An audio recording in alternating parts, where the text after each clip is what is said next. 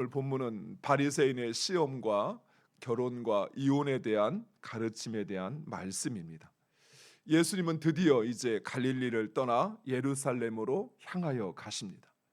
예수님과 그 일행이 요단강 건너편에 이를 때 무리들을 만나셔서 평소 하셨던 것처럼 그들에게 가르침을 주십니다. 이때 한 무리의 바리새인들이 나와 예수님을 시험하였다라고 이야기합니다. 무리나 바리새인들이나 모두 예수님 때문에 나왔습니다. 그러나 이 무리들은 예수님께 가르침을 받고자 나왔다고 한다면 바리새인들은 예수님을 시험하고자 나왔던 것입니다. 사랑하는 성도 여러분, 오늘날도 많은 사람들이 교회에 나옵니다. 그런데 정작 그 이유가 제각각입니다. 어떤 사람은 외로워서 사람을 만나기 위해서 나오기도 하고, 어떤 사람은 교회 일하러 나오기도 하고, 또 어떤 사람들은 병 고침을 받기 위해 나오기도 하고, 어떤 사람들은 자신을 드러내고 싶어 나오기도 하고, 또 어떤 사람들은 책임감 때문에, 또 관성적으로 어렸을 때부터 그래 왔으니 그래서 나오기도 합니다. 그러나 우리가 교회 나오는 핵심적인 이유는 다른 이유들 때문이 아니라 오직 하나님을 예배하고자, 그리고 그 하나님의 가르침을 받고자 나와야 하는 것입니다. 결코 다른 이유가 우선이 되어서는 안 된다는 사실입니다. 예수님을 시험하고자 하는 이 바리새인들이 예수님의 이혼에 대하여 예수님께 묻습니다. 당시 유대법에는 이혼할 권리는 여자에게는 없었습니다. 오직 남자에게만 있었습니다. 그래서 바리새인들은 아내를 버리는 것이 옳으니까 하고 묻습니다. 이런 바리새인들의 질문이 시험이 되는 이유는 바로 이것 때문입니다. 지금 예수님이 계신 곳은 요단강 건너편 베레와 지역이었습니다. 이 베레아 지역은 당시 헤롯 안티바스라고 하는 왕이 통치하고 있었습니다. 이 헤롯 안티바스 왕은 본래는 이웃 나라였던 나바테아 왕국의 공주를 아내로 취하였습니다. 그런데 당시 로마에 방문을 하였을 때 자신의 이복 동생이었던 헤롯 빌립의 아내였던 헤로디아를 보고는 그만 사랑에 빠지게 됩니다. 그리고 헤로디아 역시 당시 헤롯 안티파스가 유대의 통치자였기에 그의 아내가 되기를 원하며 자신을 아내로 삼으려면 그 정실 먼저 된 아내를 버려야 한다라고 요청을 합니다. 그러자 이 헤롯 안티바스가 그 나바테아 공주를 부당하게도 이혼하고 그녀와 이혼을 하고, 그리고 이복 동생의 아내였던 제수 씨를 자신의 아내로 취하였던 것입니다.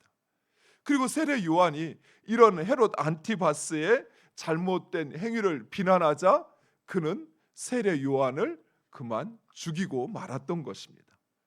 즉 바리새인은 이런 사실들을 염두에 두고 만약 예수님께서 이혼이 불법이다라고 이야기를 하면 당시 왕이었던 헤롯 안티바스의 미움을 사게 될 것이요, 또 이혼이 정당하다라고 이야기를 하면 예수님을 따르는 그 여인들과 약자들에게 외면을 받을 것이라 그리 의도했던 것입니다. 참으로 비겁하고 치사한 방법입니다. 하지만 예수님께서 이런 그들의 의도를 모르실 리 없으십니다.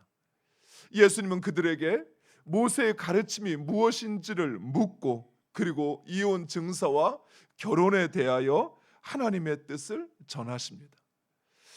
결혼과 이혼에 대한 예수님의 말씀을 쉽게 정리하면 이렇습니다. 결혼은 하나님께서 세우신 섭리요 질서입니다. 따라서 반드시 결혼은, 가정은 지켜져야만 하는 것입니다. 하지만 우리 인간의 완악함으로 인하여 하나님의 뜻을 온전히 따르기에는 그 한계가 있어 하나님은 이혼을 허락하셨으나 그러나 이혼은 우리가 자유롭게 선택할 수 있는 것이 아니라는 사실입니다. 무엇보다도 하나님께서 이혼을 허락하신 것은 당시 남자를 위한 것이 아니었습니다. 악한 남자들로부터 약한 여자, 자신의 삶의 기본권을 보장받지 못한 여성을 보호하기 위한 것이었습니다. 또한 음란한 배우자로부터 가정을 지키기 위한 불가피한 조치였던 것입니다. 하지만 사람들은 이런 하나님의 배려를 악용하였습니다. 그래서 이혼 증서를 남발하여서 자기 마음에 들지 않는 여성을 쫓아내고 또 다른 여성을 취하는 일을 행하곤 하였던 것입니다. 비록 이혼 증서를 써준다고는 하나, 그러나 이것은 하나님의 뜻을, 하나님의 법을 지키는 것이 아닙니다. 왜냐하면 하나님이 그 이혼 증서를 허락하신 것은 그처럼 자기 마음대로 성격이 맞지 않고 또 자기 감정대로 행하라고 하는 것이 아니라 여성을 보호하기 위한 것이었어요. 하나님이 세우신 그 가정을 지키기 위한 것이었어요. 오직 그 범위 안에서만 제한적으로 허용되어야 하는 것이었습니다. 하지만 그것을 마치 자신의 자유로운 선택, 이혼 증서를 써주기만 하면 해도 되는 것처럼 생각하는 것은 오히려 하나님의 뜻을 역행하는 것이요, 불법을 행하는 것이었습니다. 오늘날 역시 이런 이혼 제도가 남용되어지고 또 자신의 행복을 위해서는 이혼도 선택할 수 있다라고 하는 사고가 우리를 지배하는 것을 보게 됩니다. 오죽하면 어느 보석상에는 결혼 반지를 빌려드립니다라는 광고를 하기도 한다고 그래요. 금방 이혼할 거니까 사지 말고 빌리라는 것이죠. 빌렸다가 이혼하면 다시 돌려달라고. 더욱이 이혼하는 사유가 요즘은 다른 어떤 폭력이나 또는 아니면 그 가정을 파괴하는 행위로부터 가정을 지키기 위한 것이라기보다는 그저 서로의 성격 차이 때문이다라고 하는 그런 이야기들이 들려옵니다. 물론 행복하지 않은 결혼 생활을 유지하는 것은 정말 심각하게 고민해야 합니다. 특히 음행과 폭력과 같은 가정을 파괴하는 행위를 하거나 또는 죄를 범하는 경우, 그것이 죄인지를 알면서도 그 죄를 범하는 경우에는 아주 제한된 범위, 여기서 제한된 범위라는 것은 돌이킬 수 있는 것이 아니기 때문에 그렇습니다. 아주 제한된 범위 안에서 이혼이 허용될 수는 있을 것입니다. 그러나 결혼은 남편과 아내의 행복을 위하여 하나님께서 세우신 것입니다. 따라서 단순히 성격이 맞지 않는다고 해서 또 행복하지 않는다고 해서 우리가 취할 수 있기보다는 먼저 하나님의 뜻을 묻고 그리고 그 뜻에 순종해야만 합니다. 거기에 행복이 있습니다. 제가 이제는 조금 자유롭게 말할 수 있을 것 같아요. 제가 아주 초등학교 어렸을 때 이제 아버지가 이제 여전히 술과 노름에 빠져 있을 때 또 주사가 워낙 심하셨어요. 그래서 이제 술을 드시고 또 도박을 해서 돈을 잃고 오면 그 이제 마음에 있는 화와 그것을 이제 어머니에게 막 쏟아내곤 하셨어요. 한 번은 저희 외삼촌이 와가지고 어머니에게 이혼을 하라고, 누님 여기서 이렇게 고통받는 거 지켜보지 못하겠다고 그렇게 이야기를 하시는 거예요. 그런데 그 외삼촌의 이야기가 참 밉다라고 생각되기보다는 엄마를 위해서는 필요하겠구나라는 어린 마음인데도, 초등학생인데도 그런 마음이 드는 거예요. 그런데 그때 어머니가 저 아이들을 놔두고 또 이 가정을 내가 버릴 수 없다라고 하시면서 끝까지 이렇게 참고 견디시더라고요. 사랑하는 성도 여러분, 결혼과 가정을 지키는 거, 그것은 우리의 사명입니다. 내 선택이었기 때문에 내가 그 선택을 되돌릴 수 있는 것이 아니라, 결혼과 가정은 하나님께서 세우신 것이, 내 선택이 있기 전에 하나님께서 먼저 세우시고, 그리고 나와 아내를, 또 부모와 자녀를 그 가정 가운데 함께하게 하신 것입니다. 따라서 우리는 가정을 지키는 것, 결혼 생활을 유지하는 것, 이것을 우리의 사명으로 알고 그 사명을 감당하기 위해서는 무엇을 해야 합니까? 주님의 사명을 감당하기 위해서는 자기를 부인해야 합니다. 자기를 부인하고, 그리고 자기가 짊어져야 할 그 십자가를 짊어져야 하는 것입니다. 물론 힘들지요.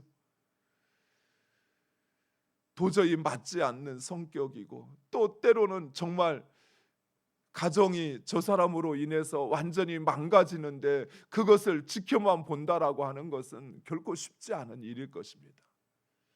하지만 그것을 또한 나의 십자가로 알고 내가 그것을 짊어진다면, 하나님은 오히려 그 십자가를 통해서 그에게 진정 그 가정을 세우신 하나님의 행복을 허락하여 주신다는 것이. 아버지가 그랬지만, 이제 제가 고등학교 다닐 때 아버지가 이제 갑작스럽게 풍을 맞게 됩니다. 그래서 풍을 맞고는 이제 누가 가르쳐 주지도 않았는데 본인이 기도원을 막 찾아다니기 시작해요.